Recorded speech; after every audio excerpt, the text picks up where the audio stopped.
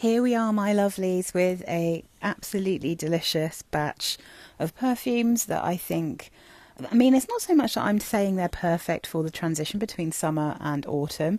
They are just things that I've been really looking forward to wearing that for whatever reason, they don't really suit summer for me personally. So let's start with a Lush perfume I love called Love. And to be honest with you, this is such a wonderful autumnal perfume just generally, and Lush make, I think, really amazing autumn winter perfumes. I have like a few of the lighter Lush perfumes, but they tend not to be my favourite. I tend to like some that are really good for spring, so some of their florals are great for spring, but generally speaking, they come into their own for me, the ones that I like, in autumn and winter, so the colder months. So Love, though, feels so autumnal to me because it has a delicious apple note in it. It has lemongrass, cinnamon, red apple, Amalfi lemon, bergamot, jasmine, ylang ylang and rose. You know, that's the absolute classic trio of florals that are in so many Lush perfumes. I mean, I can tell there are florals in here, but for me, this is a tangy, slightly warm, spicy, aromatic red apple perfume, and it's just so joyous and fun. It's warm, but it's bright, it's zesty. I'm actually wearing this one today because I do love this. It does have the classic very strong citruses that you get in Lush, where you do get a bit of that bitterness from the pith and the oil. Like, it really smells very natural, but because it has that juicy red apple and it has that warming cinnamon, it's just such a fun and yummy perfume to wear. I'm not saying this is like a classic gourmand, so it's got a sweetness, but it's not like really sugary sweet. It's just lovely. So yeah, I mean, I got this one out to make this video, and I instantly, when I smelt it, was like, I need to wear this today, so I put it on. So yeah, beautiful. I really love Love. I think it's a wonderful perfume. So this is Saffron London Mamba Juice, but it is my stand-in for Dior Pure Poison because this is a dupe of Pure Poison. I know that you can't really get this outside of the UK, but Lalique, I think, have a dupe for Pure Poison. I think also there's one called Jaipur Bracelet. Is that Boucheron, which I think is also supposed to smell like Pure Poison. There's loads of perfumes that smell like Pure Poison. Just assume I'm saying general profile of Pure Poison, because I find that this is quite a thick perfume. It's like clean smelling, a little bit soapy, almost stepping into that body lotiony kind of texture, or like hair conditioner texture, which sometimes bother me. But this doesn't bother me for some reason. I just think this is really sophisticated, clean, floral perfume. And I think the Saffron London version is so good, I didn't feel the need to get the real one. I have the Pure Poison Elixir, which I would wear in winter, but for transitioning into that autumnal time, I can finally pull this out and not be overwhelmed by it. So this is jasmine, orange, bergamot and Sicilian mandarin in the top, middle notes of gardenia and orange blossom, base notes of sandalwood, white amber, cedar and white musk. So, I mean, it's very much jasmine, gardenia, orange blossom. It's all of those in a very creamy, musky, sandalwoody perfume. And I've said before, if you get orange blossom and musk and sandalwood, or gardenia, musk and sandalwood in a perfume, I always think it has that kind of creamy, musky smell. And that's exactly what it is here. It's so pretty, it's so classy, it's so clean and yummy and bright. But yeah, it's got a thickness to it that I wouldn't necessarily... I can't. I've tried wearing this in summer and I can't. So yeah, that's Mamba Juice by Saffron London, standing in for Dior Pure Poison. So you'll notice I have two bottles here. This is Lalique Le Parfum, and I just wanted to mention quickly, because this is the first time I've spoken about this perfume in a while, I did manage to get a aged bottle of the original version of this. If you can see, it just says Lalique on the front of the original bottles of Lalique Le Parfum. And the new bottles have Lalique Le Parfum written on. Now you can really see the difference here in the colour of the juice, and I just wanted to try these because I was really fascinated by the fact that some people I saw talking about this had this deep, dark, dark vanilla, and it had obviously changed colour and got really, really deep. Whereas some other people, me included, had this version which has not gone really dark and deep. Although I do feel like this is slightly more yellow than it was when I first got it, so it has changed a little bit, and possibly in years it will be like this. But I wanted to compare them to each other. So Lalique Le Parfum, I'm just going to say, I don't think that these smell particularly different from each other. I just think that this one is a bit stronger. If anything, maybe this one's a little bit more bay leaf forward, and this one is a little bit more pink pepper forward.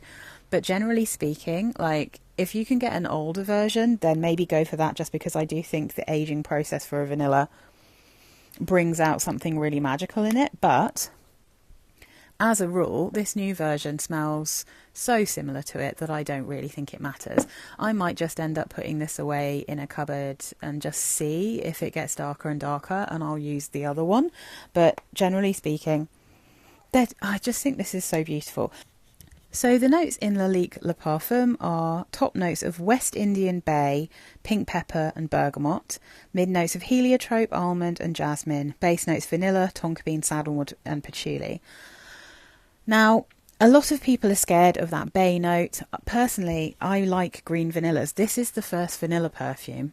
In fact, I think this might be the first ever vanilla perfume that I actually fell in love with and bought.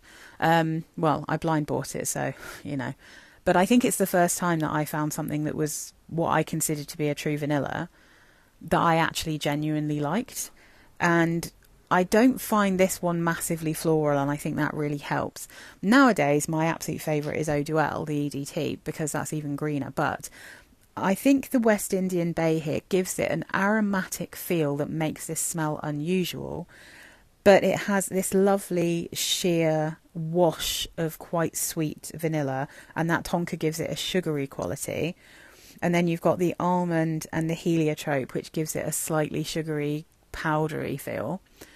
I don't get loads of jasmine. I don't get loads of patchouli. I can sense that there's sandalwood. I do get some pink pepper. But I think that the reason this is so special is because of that bay. I think it's unfortunate it's really difficult to get samples of this, but there's something very sweet, very pretty. And again, it's a very sophisticated type of vanilla. It does not smell gourmand. It doesn't smell like something that a 15-year-old girl was going to love. It's not caramelly. It's not. It just smells grown up and chic, but it's still very sweet, and it's recognisably got vanilla. So I just think Lalique Le Parfum is perfect for this time of year, because it's not so thick that, technically you could wear this in summer. I just don't crave vanilla in summer, really. But as soon as it starts getting chilly, I think this is the perfect kind of thing to reach for. Eau Duel, the same. I just put this one in here because I haven't spoken about it for a long time. But I do think it's a fantastic perfume. I think this is... And it's so ridiculously affordable. I have seen 50ml bottles of this on Latino for £15. And I mean, just for the bottle itself, that's an insane thing. Lalique make the most beautiful bottles because obviously they're a glass maker. But yeah, I mean, I highly recommend Lalique Le Parfum. I think if you like green perfumes and you like vanillas, I think you will probably really enjoy this, especially if you like the more aromatic greens. It's not bitter, it's not sharp, it's sweet and delicious, and yeah, it's just wonderful. So that's Lalique Le Parfum in this spectacular bottle. Look at that. Beautiful. Literally the first thing I reach for the second that there's a chill in the air nowadays is Mon Guerlain, the original. This is the original EDP. It's easy to get hold of. You can easily get this on the grey market for way less than you'd pay if you buy it from the actual shops or from the Guerlain website. So this is lavender and bergamot in the top, mid notes of iris, jasmine, sambac and rose, base notes, Tahitian vanilla, coumarin, Australian sandalwood, benzoin, licorice and patchouli. This for me is a deliciously creamy combination of vanilla and coumarin. So it's got that, again, that kind of creamy yumminess, sweetness, sugariness you get from tonka and coumarin. And then lavender, which is one of my absolutely favourite cosy notes. I love lavender. If you don't like lavender, and also if you don't like licorice, you might not like this. But again, I think that the licorice and the benzoin is what makes Mon Guerlain so special, so interesting. It's so not a basic perfume, but it's really easy to wear for me. again, I really like licorice. I really like lavender. So this really lends itself to my taste. I love tonka, and I have developed a love for vanilla. And it's this kind of vanilla, aromatic vanillas, you know, green vanillas, woody vanillas, smoky vanillas. That's my kind of jam. If you like that too, I don't think you can go wrong with Mon Guerlain. If you don't really love lavender and you don't really love licorice, then I would suggest getting the same kind of feel as this, but a kind of more floral, less spicy, slightly simpler take with Guess Seductive Noir. That one I think has a bit more vanilla, a bit less tonka, kind of, so it's a bit more vanillic. It's got sage instead of lavender. It has a very similar effect, smells very similar, but if you really don't like lavender, that's a good one. And it's a little bit more floral, it doesn't have the spiciness, but it's in the similar kind of vibe. But personally, this is just one of my all-time favourite perfumes, so I have to have it. That's Mon Guerlain by Guerlain. Speaking of the Guess Seductive range, let's throw in Guess Seductive Red, because this is one I look forward to wearing now. I don't really like how sweet this is in summer, but I love the cherry, I love the almond, and I do really like the general kind of abstract profile of Baccarat Rouge 540. I don't like the original. I find it really chemically. A lot of the dupes are really chemically, really tarry and unpleasant. This one, though, it's not too chemically for me. It's got a delicious cherry and almond pink pepper in the top. The mid notes are cherry blossom, violet and magnolia. The base notes are vanilla, tonka bean and sandalwood. And it's just sweet and cotton candy-like and fruity, and it's just delicious. I do think you get a little bit of a sense for the violet and for the cherry blossom that's in here. But it's so sweet, it's so tasty, it's really easy to wear. This is one of those I think people go a bit anosmic to. I think I go a bit anosmic to it. But man, if I get this on my clothes, I can smell it on my clothes for literally like a month after I've worn it. So I do think it's actually got a decent lasting power. It's just that people don't necessarily realise. I'm sure other people can smell this on me quite strongly. So yeah, I mean, absolutely delicious, really lovely. Just think it's a wonderful one. Guess Seductive Red. I think it's kind of handy to have a couple of like clean perfumes that, you know, are just good for certain seasons. And I think that Clean Classic Skin is a really nice kind of clean, inoffensive skin scent. It actually has a decent amount of projection, I'd say, this one, but this one has a real sweetness to it. On Fragrantica, it says mountain air, lotus, melon in the top, mid notes of dewdrop, vanilla and blue rose, base notes white musk, amberwood and cashmere wood. And I think that I really get a sweetness here that I find a bit more like maybe like praline than I do vanillic. But I definitely get that melon in the top, and then it still has a little bit of that fresh, clean laundry feel that you get with pretty much all the Clean Classic perfumes. I feel like this one's a really easy wear. It's really kind of, it's subtle enough, but it's also, it just makes you smell yummy. Like, it's a really good clean girl scent if you don't like things that are too laundry-like or are too sharp. This one has a really nice balance. And I mean, I can really smell the melon in here. So if you don't like melon, this isn't going to be the one for you. But I think it's got a gentle floral feel. It is a bit airy. I'm not getting a huge amount of greenness. So the dewdrop is an interesting one, but that might just be like, it's slightly watery. I don't think this is too aquatic because it's quite powdery. And as I said, it's quite sweet. It's just really pretty. So I think that's a really good transitional one when you don't want to smell like exactly like laundry anymore and you just want something that's a little bit sweeter, a little bit more skin-like. I know a lot of people talk about the Reserve version of this, but I find that the Clean Reserve perfumes often have the modern aroma chemicals in them that I find really tarry or screechy, or, you know, they just don't work for me. But I think this Clean Classic version of Skin is beautiful, and it's also quite a lot cheaper than the Reserve one. So personally, this is the one that I would always advise to get. I think it's really pretty. So that's Clean Classic Skin. Oh man, I always look forward to wearing American Cream from Lush. I just think it is just such a wonderful, creamy, yummy, sweet, fun, pink smelling perfume. It does actually get compared to Jersey from Chanel, and I can kind of see a little bit of why that is. It doesn't actually smell like Jersey, but there are definitely some crossovers here. And I mean, it's absolutely beautiful. Like, it's lovely.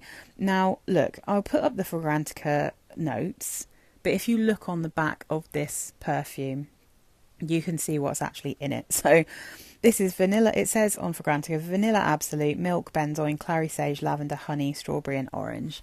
But I don't particularly get honey from it. I don't particularly get, I definitely don't get strawberry.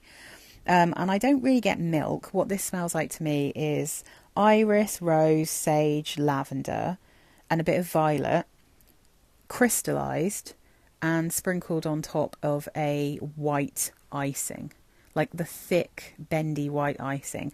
That's what I think this smells like. It definitely has those floral notes in there from different compounds. It has a lovely sage note, and it has a beautiful vanilla, but it's also got like a coumarin tonkery sweetness there. So yeah, I mean, I don't think this smells like a strawberry milkshake personally. I just get a lovely kind of slightly herbal, slightly floral, delicious sweetness. And personally, I often wear this when I like wearing a violet perfume. There's just something in it that goes so nicely with violet, because I think there is something violety in this. But it's absolutely beautiful. It's really, really pretty. I love wearing this. I think it's very feminine and girly and fun, but it's also a little bit unusual. It does smell like Lush, so if you don't like Lush, you're not going to love it. But personally, I think American Cream from Lush is an absolute beauty, and it is so affordable. It's such good value. It's strong, it's sweet, it lasts for ages. It's just wonderful. So that's American Cream from Lush. So for those of you who don't really like the more creamy, sweet perfumes, this is one that's a little bit fresher, a bit more juicy, a bit more fruity. So this is Hugo Boss. So it's Hugo for women, and this is Hugo Extreme. It's the one that has the pink juice and the pink around the outside of the bottle. I have both of these. I really like both versions, but this one I think is just a little bit stronger, stands up a little bit better to that slightly chillier weather. So the notes on Fragrantica say boysenberry, grass in the top, jasmine and black tea in the mid, and osmanthus in the base. I don't believe that's telling the whole story. I think this is very much based on the original Hugo for women. So the notes in that one include sandalwood, amber, cedar, jasmine, and I think very much so. If you just take the original notes from Hugo Woman, then Hugo Extreme is exactly the same, but it has a stronger osmanthus. It has more boysenberry. So it's a little bit sweeter and more fruity, and it's maybe a little bit less of the warm sandalwood feel. This one's a little bit brighter, but they smell very, very similar. I mean, I think unless you're really a collector, you don't need both of them. But just because this one's a bit stronger, I do love that boysenberry note, and I love the strange aromatic feel you get because it has that black tea. Like, it's such an interesting perfume. Both Hugos are really interesting perfumes, and I mean, as I said, like, I really could have chosen either here. It's just that I think that the original Hugo Woman is a little bit better in warmer weather, and this one is a little bit better in colder weather.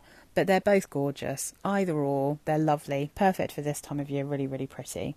So that's Hugo Woman Extreme from Hugo Boss. Next up, we have Prerogative from Britney Spears. I hope that you can still get this one. If you can't, I will put up a picture now of the Scentology perfume. I think it's called like Vanilla Latte and Velvet Woods or something like that. There is a Scentology perfume you can get. I don't know if you can get it outside of the UK, but in the UK you can get it for super cheap. It smells pretty much identical to Prerogative, and I have that. I keep it at work so that if I put this one on in the morning, I can just top up with the one that I've got at work. But anyway, so that's a good alternative if you can't get hold of Prerogative. But if you can still get hold of this I just think is an excellent, and as soon as it gets chilly, this is like a almost all year perfume for me. Like, only in hot weather is this one that I couldn't wear. I do think since I got this, the coffee has got a little bit stronger, but it's still a very mild coffee perfume. So the notes, I don't think really describe this very accurately. So it says apricot, goji berries and pink pepper in the top. It's got mid notes of coffee, saffron, red lily, base notes, sandalwood and amberwood. Does it smell like you would imagine from that? I mean, I feel like I can definitely smell the goji berries here. I think that's one of the strongest notes. I get a little bit of pink pepper. I definitely get sandalwood, and this is that kind of creamy coconutty sandalwood that I get in this one. Maybe some florals. I definitely get a bit of coffee, but this is you really need a milk note in this and a vanilla, maybe caramel note in this to really explain what it smells like. This, I think, smells like a extra large full cream latte with one small shot of coffee. Like if you imagine a very small espresso dropped into a massive extra large cup of very warm creamy milk, and then with some goji syrup that makes it even sweeter and a little bit of a caramel syrup as well. So that's what I get from this. I think it's really yummy. It's really fun to wear. It's a very pretty perfume. I don't really have a problem with the strength and longevity of this. I know some people can complain about that, but I think that this one is absolutely fine. I don't need to respray this all the time. Maybe that's because it's so sweet for me. But also, this is compared by lots of people to black opium. I don't think it smells like black opium. It doesn't have orange blossom. It doesn't have patchouli. It's not as bitter. I don't really get black opium from this in any other way than, yeah, they both have coffee. Like, that's the only link I really have. But, yeah, I mean, I just think Prerogative from Britney Spears is a great perfume. So this is definitely a good transitional one for me. So last, but definitely not least, is this little beauty. And I am very happy to say that the Vera Wang Embrace range, not all of them unfortunately, but it certainly seems like the French Lavender and Tuberose and the Periwinkle and Iris from that range seem to have been re-released or have turned up again in lots of shops both in the US and in the UK. I had sort of stopped talking about these too much just because they were so hard to find for such a long time, but I'm happy to say it's time again for French Lavender and Tuberose. So the notes in this beauty are top notes of mandarin orange, mid notes of lavender and tuberose, base notes vanilla and cacao.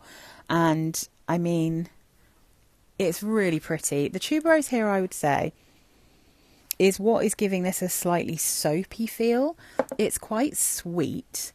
I get a nice amount of lavender from this, but I don't think it's too essential oily, you know. It's the lovely sweet lavender that isn't too much like you're just putting something in a candle, you know. It's really, really pretty. I get a really nice sweet creaminess in this, a sugariness and that vanilla, and then a gorgeous cacao at the end. It's so, so pretty. I really do think that this smells quite similar, but much nicer, to be honest. It's quite similar to Coffee Break from Maison Margiela. I find that house to be a little bit chemically. I don't really get on with them, but when I smelt Coffee Break, I was like, I don't need that because I already have French Lavender and Tuberose. So they have a lot of crossovers, and I always kind of think that the coffee in that perfume smells more like dark chocolate, but anyway, or like cacao. So yeah, this is a beautiful, sweet, comforting, yummy perfume. The Periwinkle and Iris I will be saving till it's a little bit colder because it's even sweeter, but I love both of them. I really could have chosen either for this, to be honest, for most people. But this is the one that I think I'm going to be reaching for a little bit more before it is full winter. So yeah, French Lavender and Tuberose from Vera Wang is a lovely place to end on. It's really gorgeous, really cozy, very, very pretty, and yeah, but it's not entirely gourmand. It's like a floormond is how I think people describe these now. There is definitely a kind of soapy feeling tuberose in here. It's not bubblegummy at all. And then you've got those other notes that kind of turn it like a crystallized lavender and a yummy vanilla that almost, you know, almost is creamy to me, with some like delicious cacao sprinkled on top. It's just beautiful. So yeah. Anyway, thanks for watching, guys. I hope you enjoyed this. Let me know what you'll be reaching for during this transitional period into autumn, and I'll see you all again with another video soon. Bye, guys.